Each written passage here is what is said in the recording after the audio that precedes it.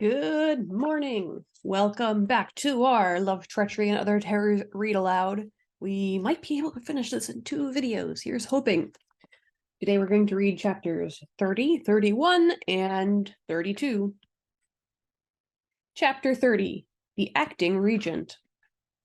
Alexander lay on his side, with a scrap of charcoal in his hand, adding a drawing to the last free bit of wall space.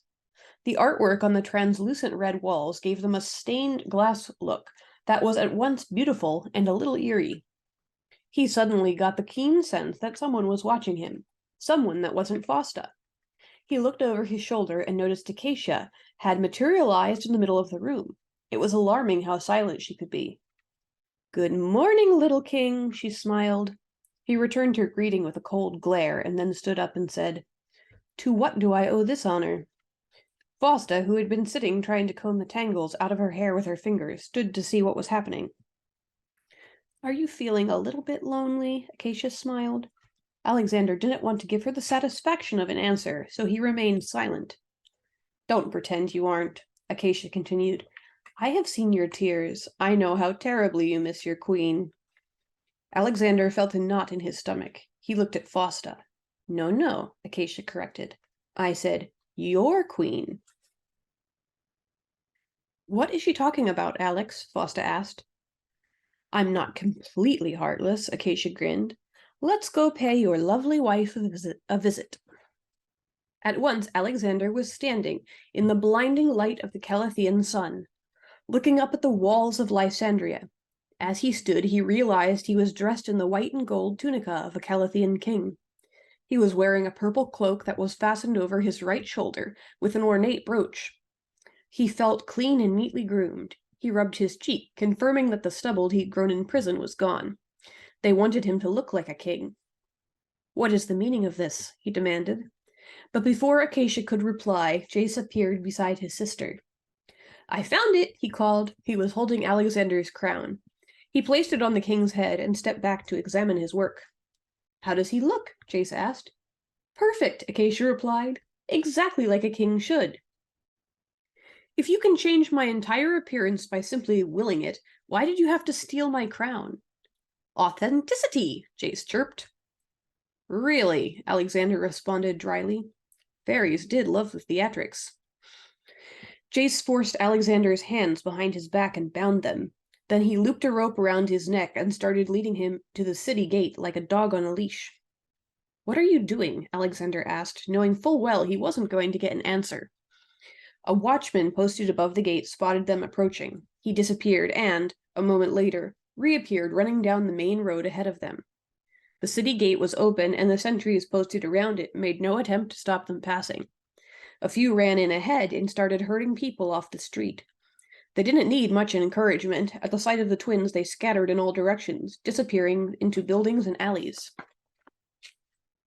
As Alexander witnessed the Lysandrians' uncanny behavior, he smiled. "So they surrendered, did they?"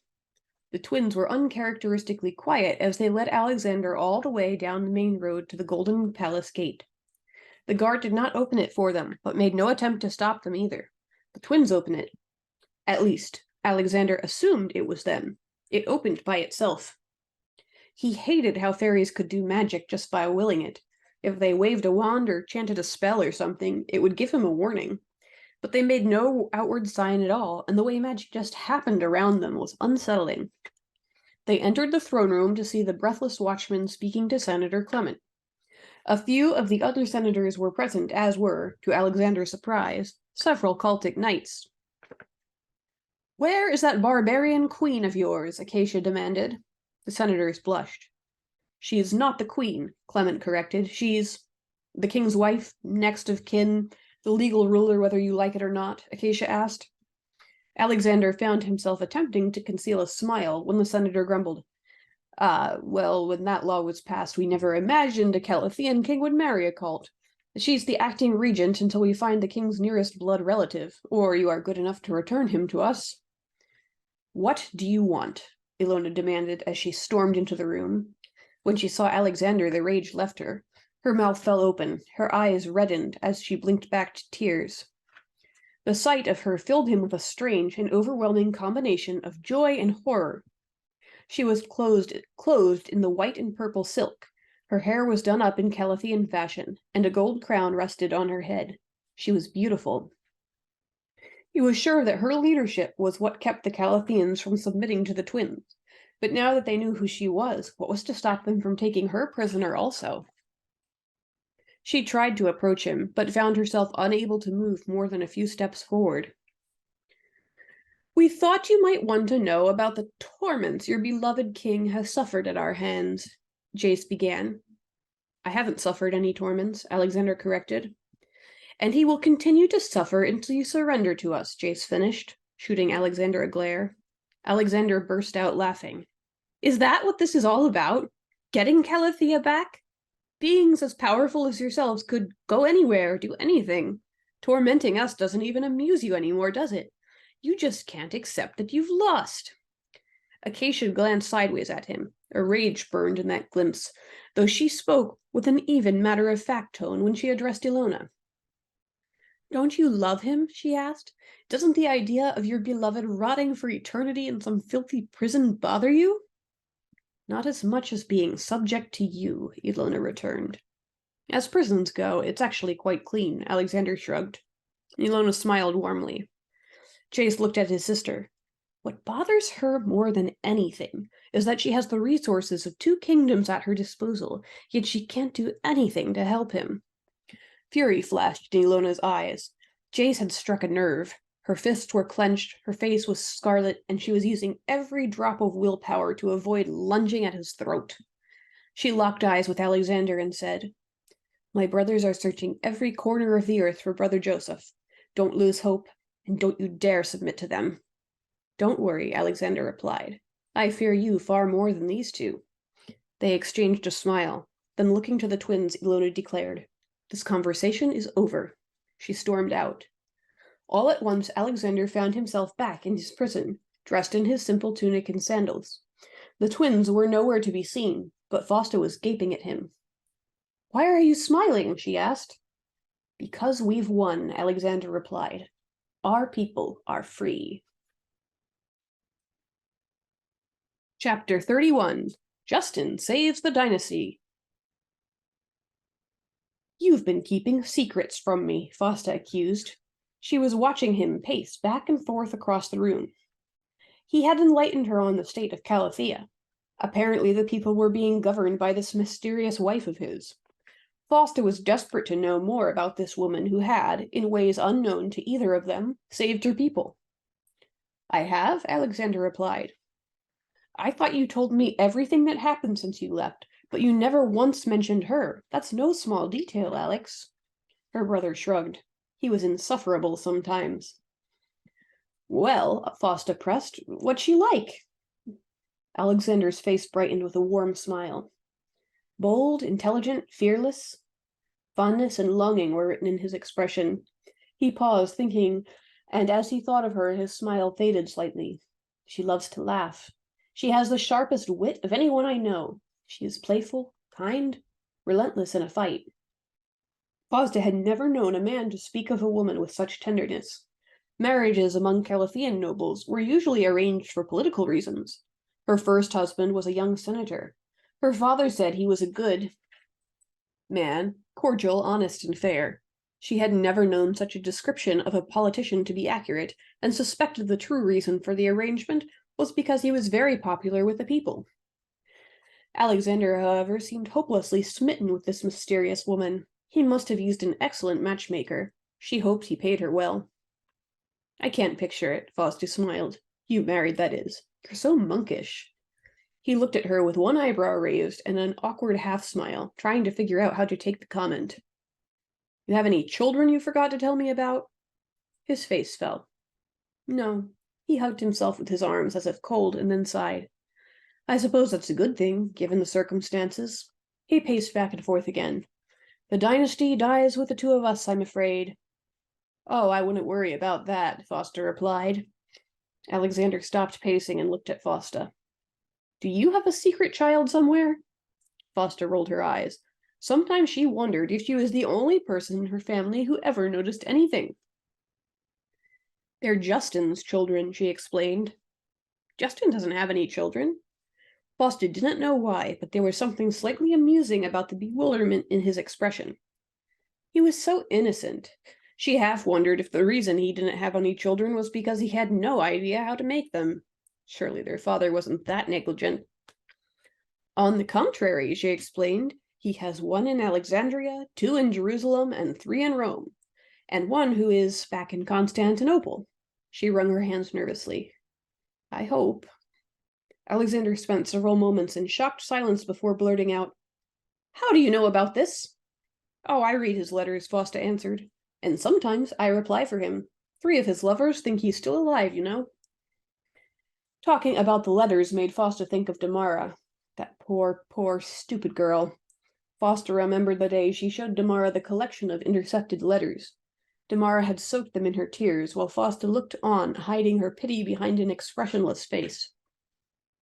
That poor, foolish girl. For a brief moment, the image of Damara climbing down into that pit flashed into her mind. She pulled herself back to the present. Alexander was still staring at her blankly. You thought I took over the kingdom without a plan for succession? Fausta defended. When I was crowned, I gave Senator Clement the key to a vault. In that vault is a box that contains the key to another vault, which contains a box with a map showing the location of a chest that contains a list of all Justin's children in the order in which I would like them to succeed me. I instructed the good senator to only use the key in the event of my death. So you see, our dynasty is in no danger at all. Justin was good for something, I suppose. Justin just abandoned them? Alexander exclaimed. How was he surprised by this? Sometimes Fausta wondered if Alexander remembered anything about their brother. He's Justin, Fausta pointed out. But I made sure they were all well cared for. Then she grumbled. I took care of the last child this family abandoned, after all. He shot her a cold glare. She had struck a nerve. She knew she would. It amazed her how easily he defended their father, even after his father refused to acknowledge what Justin did. For their sake, I hope none of them threaten your position, Alexander retorted. Fausta winced. She didn't want to talk any more. She leaned her head against the glass and closed her eyes. Alexander couldn't bring himself to speak to Fausta for 2 days after that. It amazed him how Fausta took every opportunity to criticize their father. Couldn't she see how much he loved her, how much he loved all of them? Certainly he was distracted and oblivious. Maybe that was by choice. He was always boasting about his children. Alexander remembered an evening where he sat with Fausta and his father eating dinner. His father told him Justin was away fighting to liberate the Helvinians. You mean sacking Helvinia, Fausta remarked. He remembered the way his father tensed. His voice became very stern. Why would you say something like that? Because it's true, Fausta shrugged. His father scowled at her. She rolled her eyes and, throwing her arms out, said, Everyone knows it's true. Everyone but you, apparently. She left the table and stormed out. Alexander remembered how for a moment his father's whole demeanor fell. He rubbed his forehead and straightened up and smiled at Alexander. Don't worry about her. She's a bit anxious because of the wedding. Your brother is a good man, a hero. You should be very proud. Alexander knew from personal experience that Justin was not a good man, but he didn't want to hurt his father by saying so. Alexander had responded in his usual way, by staying quiet and hoping eventually his father would figure things out, or that Justin would really change, or that the problem would resolve itself in some other way. In the present, there was only so long he could ignore Fausta. Loneliness soon compelled him to talk to her again. He resumed his previous routine. A fortnight passed before the twins made their next move. Chapter 32. The Tedious Game. Alexander felt the warmth of the sunlight and the touch of a gentle breeze. He had been pacing in his prison, singing to himself, when suddenly, without warning, he was standing outside the walls of Lysandria, dressed in his kingly attire. Though this time his wrists were bound with heavy chains, and there was an iron collar around his neck. It made it difficult to move his head around. This again? Alexander questioned when the twins appeared. That queen of yours is a bit stubborn, Acacia answered casually. A bit, Alexander retorted. In time she will see reason, Jace added. She misses you. Thank God for that, Alexander replied. If she doesn't, then I have once again been usurped. Acacia responded with a venomous glare, but said nothing else. As they led him through the city, the people responded very much as they had the first time, all scurrying out of sight in the wake of the twins. He noticed a few peering through windows or peeking around corners as they passed. Everything else proceeded as it had the first time, with the watchman running ahead to alert the palace of their approach. When he saw Ilona, he smiled. She forced a smile in return, but her eyes were burdened by sadness and anger as she looked between him and his captors. It's wonderful to see you again, Alexander greeted. And you, she returned. Look at you all, Acacia accused. What kind of a nation carries on with ordinary duties while their king is held a prisoner? You're incompetent. Their desperation was depressing. They couldn't control the people, but if they wanted to hold the king prisoner, no mortal could stop them. It was their spiteful way of asserting themselves. Alexander gave Ilona a sly smile. I am not their prisoner. They are mine. What do you mean? Ilona asked. They are so powerful, they could go anywhere, do anything, yet they choose to give me their time. It's as if they walked into my dungeon, chained themselves up, and started complaining about my cruelty. That's tragic, Ilona answered, a slight smile touching her lips. It was genuine and warmed Alexander to his core. The twins looked past Ilona at the handful of senators who were assembled. Do you know how much the people love their king? Jace asked. Your failure to protect him is leading them to question your competence. Do not engage with them, Ilona ordered. We are here only to honor our king. The twins kept calling out, taunting and threatening all present. The people ignored them, and Ilona only spoke to Alexander. She told him that the kingdom was healing, that people were coming home, and that things were slowly returning to normal. Do not surrender, she finished, and do not lose hope. We will not rest until we've found some way to set you free. I won't if you won't, he promised. I love you, she replied, and she said it in Celtic, presumably to limit those who could understand. I will see you again. Then she declared the assembly over and left.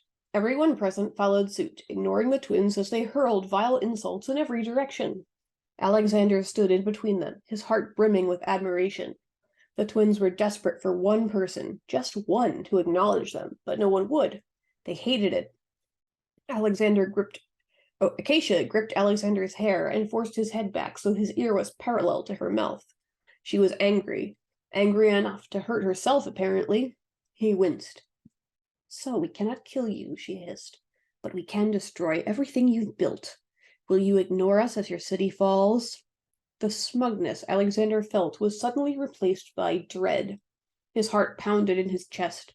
Instantly, he found himself overlooking the Forum of St. Valerian. They had chained him, with his back to the obelisk, and with his feet resting on the edge of the stone base. The base was about half a man's height, so he was raised enough that he could see over the heads of the few people who were present. The twins appeared before him, and the few people scattered, leaving the city guards the only spectators. I swear, nothing in this damned city has changed in 2,000 years, Acacia ranted. I know, Jace agreed. Why do they still have this amphitheater when they don't have gladiator battles anymore? I miss gladiator battles, Acacia sighed. Ah well. Alexander suddenly heard a deafening crack. Then the whole earth shook as the ancient building crumbled in on itself. The twins looked delighted at the horror on Alexander's face. Something just occurred to me, Jace exclaimed. If they are welcoming barbarians now, they don't really need a wall, do they? The twins disappeared. A moment later, a watchman appeared before Alexander. As the man spun around trying to get his bearings, another appeared next to him. Alexander knew exactly what was happening. They were moving all the guards off the wall. At last he heard a distant crack and a rumble that seemed to shake the whole city. Then, before he had time to fathom what had happened, the twins were back again. Their eyes sparkled. They shook with elation. If a human army chooses to take advantage of this vulnerability, that's their doing, not ours, Acacia grinned. Terrified residents started emerging from the buildings around the square, panicked and shaken. The forum was in chaos, and the twins delighted in every moment. Alexander, though shaken to his core, needed to remind the people they were safe. He looked at the twins and said, "Kind of you to move my guards to safety." Jace sneered in response. His rage betrayed itself in his eyes. They suddenly looked toward the great cathedral, and Alexander's heart stopped. It was a colossal structure. At the front, Corinthian pillars, each half as thick as Alexander was tall, supported an ornate pediment. Rising above this facade, Alexander could just make out its crowning glory, the dome. "Remember when this was our temple?" Acacia said. "I miss those days," Jace sighed. "We leave for 1,000 years, come back to find they've given it to some Jewish carpenter." "I never really liked it anyway," Acacia shrugged. They both disappeared. A few more villagers appeared in the street. Alexander could do absolutely nothing, except silently beg God to spare his house. One of the pillars snapped, buckling inward.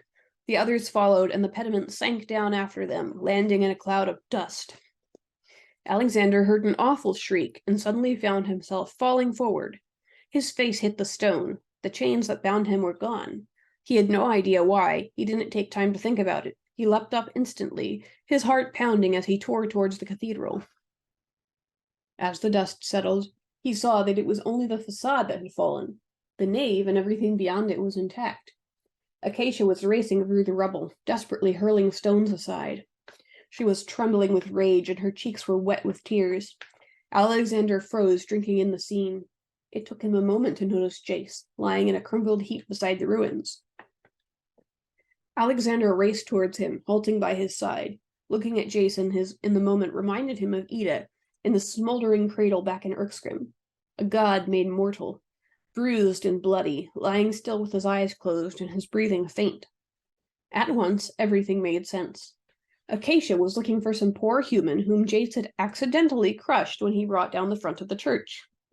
It must have been Jace's magic that held Alexander captive, because when he was hurt, Alexander was set free.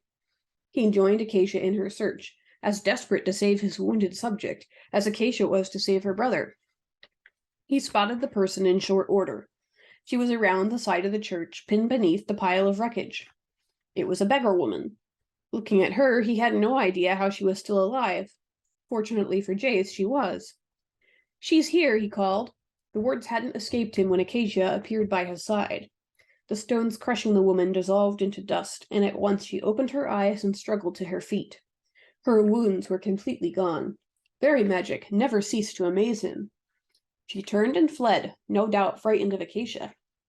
Alexander tried to follow her, but he felt a firm hand grip his shoulder. It was Jace.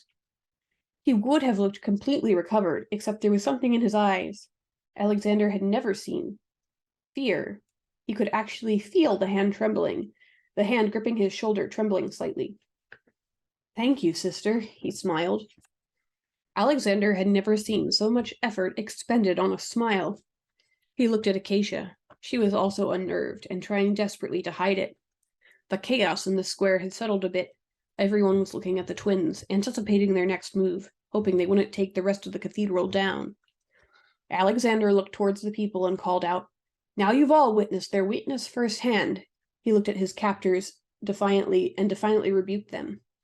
"If you insist on tearing down the city, you really should be more careful. I wouldn't want you to get hurt."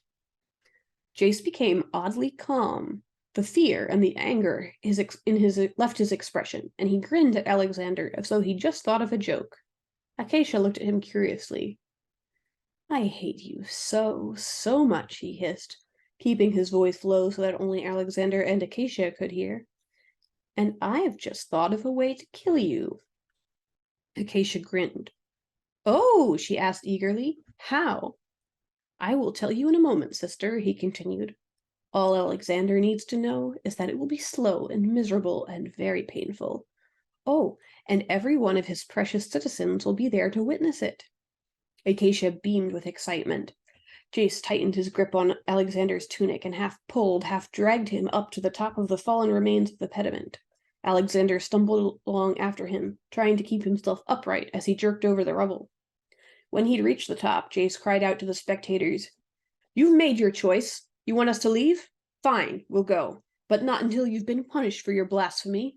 Your beloved king will be dead by this time tomorrow. Alexander didn't have time to see how the people responded. In an instant, he was someplace entirely different. It was dark and damp and cold. He hugged himself, rubbing his arms, and realized he was back in his own clothes. After a moment, his eyes adjusted, and he recognized the little room. He was back in the prison where he'd spent that awful night 5 years ago, awaiting his execution. End of chapter 32. All right, one more video. Next time, we will finish the book. See you then.